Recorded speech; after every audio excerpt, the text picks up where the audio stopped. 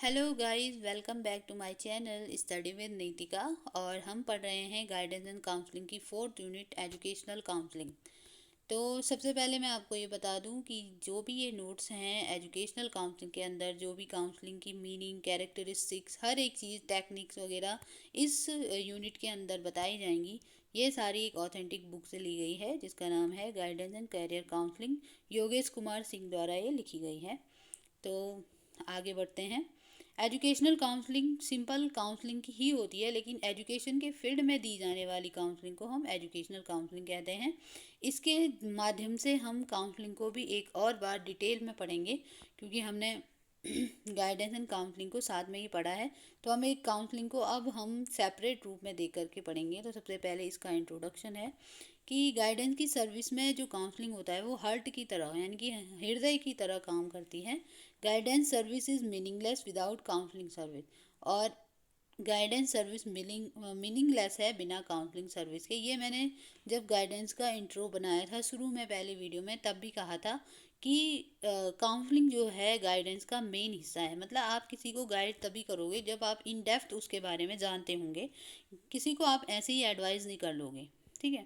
और काउंसलिंग होती है कि किसी सामने वाले इंसान को, जो काउंसलर होता है, जो साइकेट्रिस्ट होता है हम कह सकते हैं, या साइकोलॉजिस्ट होता है, वो जो क्लाइंट है या स्टूडेंट है उसको डीपली समझने की कोशिश करता है। उसको कोई एडवाइस नहीं देता, बल्कि उसको ऑप्शंस बताता है कि आप ये कर सकते हो। जबकि गाइडेंस तो कोई भी दे सकता है, टीचर गाइड कर सकते हैं, पेरेंट्स गाइड कर सकते हैं। वो आपको अपना एक व्यू बताते हैं, अपना एक ओपिनियन, अपना डिसीजन बताते हैं, ऐसा कीजिए, आप ऐसा कीजिए। एक गाइड क्या करता है? आपको गाइड करता है। गाइड का मतलब ही होता है निर्देश देना दूसरे को, जबकि काउंसलिंग इन डेप्थ जानकारी प्राप्त करना होता है। नेक्स्ट हम बात करते हैं काउंसलिंग की मीनिंग क्या है। तो मीनिंग और डेफिनेशन के अंदर बहुत सारे जो एजुकेशनिस्ट हुए हैं उन्होंने अपनी अपनी डेफिनेशन दी है। तो यहाँ पर 2-3 डेफिनेशन मैंने आपके लिए लिखी हुई है, तो आप इनको देख सकते हैं। नेक्स्ट हम बात करते हैं, हैमरिन और एरिक्सन ने कहा है काउंसलिंग एक प्रॉब्लम सॉल्विंग एफर्ट हो सकता है। अगर किसी चीज़ को, किसी भी इंसान को या स्टूडेंट को किसी भी फील्ड में, चाहे वो एजुकेशन से रिलेटेड हो या वोकेशनल से रिलेटेड हो या पर्सनल रिलेशन हो से रिलेटेड हो, जो भी हो, उनमें अगर आप कोई भी प्रॉब्लम से आती है तो उसको सॉल्व करने का एफर्ट ही काउंसलिंग है। जब हम काउंसलिंग के कैरेक्टरिस्टिक की बात करते हैं, तो counselling is a conversation with someone regarding some problem.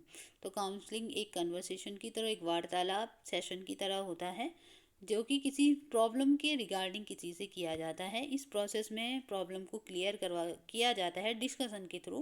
Counsellor explore करता है प्रॉब्लम को, और उसकी जो स्किलफुल क्वेश्चनिंग होती है, यानी कि क्वेश्चन करने की जो आर्ट होती है काउंसलर के पास, उससे वो प्रॉब्लम और उसकी इम्पोर्टेंस को एक्सप्लोर करता है, पता करता है।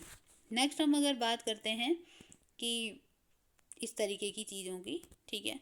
तो जब हम प्रॉब्लम की बात करते हैं तो प्रॉब्लम डिस्कशन के थ्रू इसको क्लियर कर किया जाता है।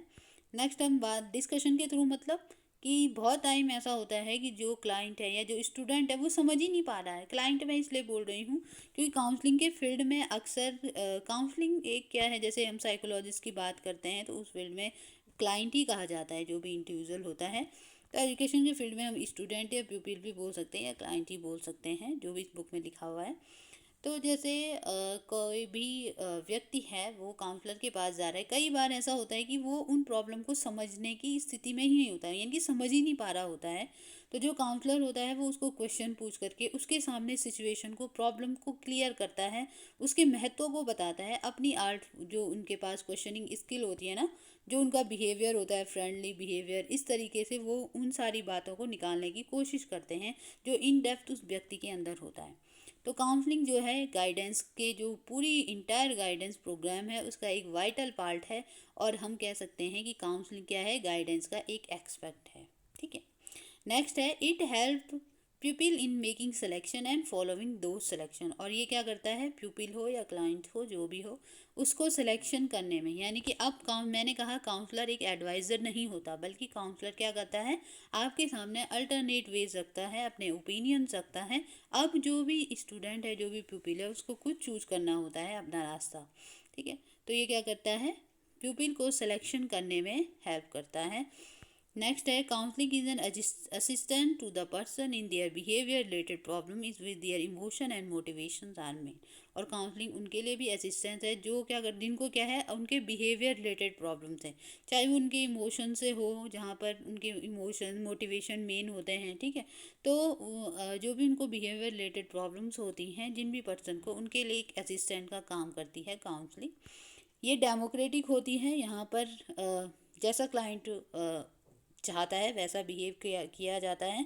ऐसा कुछ भी नहीं है कि काउंसलर बिल्कुल एक स्ट्रिक्ट रहेगा कि भाई तुम मेरे क्वेश्चन का आंसर दो या फिर ये तुम्हें ज़रूरी है, बल्कि काउंसलर क्या करता है फ्रेंडली नेचर करके एक फ्रेंड के रूप में सारी बातों, और जो प्यूपिल है या जो क्लाइंट है उसको क्या करना है, कंफर्ट महसूस कराना है, उसके बाद उससे सारी जानकारी लेनी है, ना कि एक डिक्टेटरशिप करनी है, ठीक है। डेमोक्रेटिक होती है काउंसलिंग। अगर हम counsellor help the person in eliminating those defect और डिसेबिलिटी और help in making modification in them which obstruct their learning process. अब हम स्टूडेंट की अगर बात करते हैं तो ये काउंसलर क्या करता है, किसी भी स्टूडेंट के अंदर उन डिफेक्ट और डिसेबिलिटीज़ को निकालने की कोशिश करता है या फिर उनको मॉडिफाई करने में हेल्प करता है, जो कि उनकी जो यानी कि स्टूडेंट की लर्निंग प्रोसेस में बाधा बन रहे हैं। उन मॉडिफिकेशन और करेक्शन को लाया जा सकता है बेसिक स्किल से, जैसे रीडिंग या फिर सोशल एडजस्टमेंट, ठीक है। तो काउंसलर क्या करेगा, बताएगा कि आप ये हैबिट अपनाओ, ठीक है, ये करो। तो पीपल जो है उनमें से जो भी उसे ठीक लगे वो बेसिक स्किल को अपना सकता है और अपनी जो भी प्रॉब्लम है उसको सॉल्व कर सकता है। नेक्स्ट हम बात करते हैं counselling is possible in numerous and cooperative environment only. Obviously बात है, जैसे हमने कहा काउंसलिंग केवल एक कोऑपरेटिव इन्वायरमेंट, एक ह्यूमरस इन्वायरमेंट यानी एक अच्छा इन्वायरमेंट होना चाहिए तभी पॉसिबल है। अगर आपने प्यूपिल को पहले ही डरा दिया तो वो अपनी प्रॉब्लम कैसे, वैसे डराने को तो हर कोई डराते हैं, तो हमें काउंसलर की ज़रूरत क्यों पड़ती है ना। अगर डरा के ही बोलना है तो घर में माता पिता डराते हैं, टीचर्स डराते हैं कि अगर कोई बच्चा पढ़ नहीं रहा है, अरे क्या हो गया तो पढ़ क्यों नहीं रहा है, क्या पता उसे कोई प्रॉब्लम हो, वो बिहेवियर रिलेटेड प्रॉब्लम हो सकती, इमोशनल हो सकती है, एडजस्टमेंट प्रॉब्लम हो सकती, कुछ भी प्रॉब्लम हो सकती है।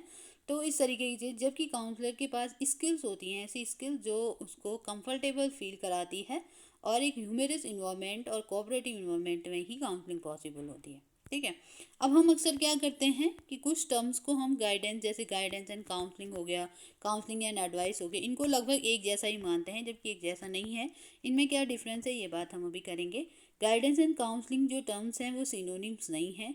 मैंने पहले भी कहा है कि काउंसलिंग गाइडेंस का एक पार्ट है। ये कहा जा सकता है कि ऑल काउंसलिंग गाइडेंस है, जबकि सारी गाइडेंस काउंसलिंग नहीं होती, ठीक है। काउंसलिंग एक हायर ऑर्डर टेक्निकल जॉब होती है, जबकि गाइडेंस जो है वो किसी भी पर्सन के द्वारा प्रोवाइड करवाई जा सकती है, किसी भी बोले तो, जिसमें सफिशेंट इन्फॉर्मेशन हो उस टॉपिक के बारे में, जिस भी टॉपिक के बारे में कोई भी पर्सन या प्यूपिल हेल्प चाहता हो, ठीक है। गाइडेंस भी हर किसी से नहीं लेनी है, बल्कि जिससे आपको लगता है कि इस इंसान को मेरी जो भी प्रॉब्लम है उसके बारे में सफिशेंट इन्फॉर्मेशन है, तो वो आपको गाइड कर सकता है। जबकि काउंसलिंग के लिए एक साइकोलॉजिस्ट या फिर एक हायर ऑर्डर टेक्निकल जॉब है ये, ठीक है।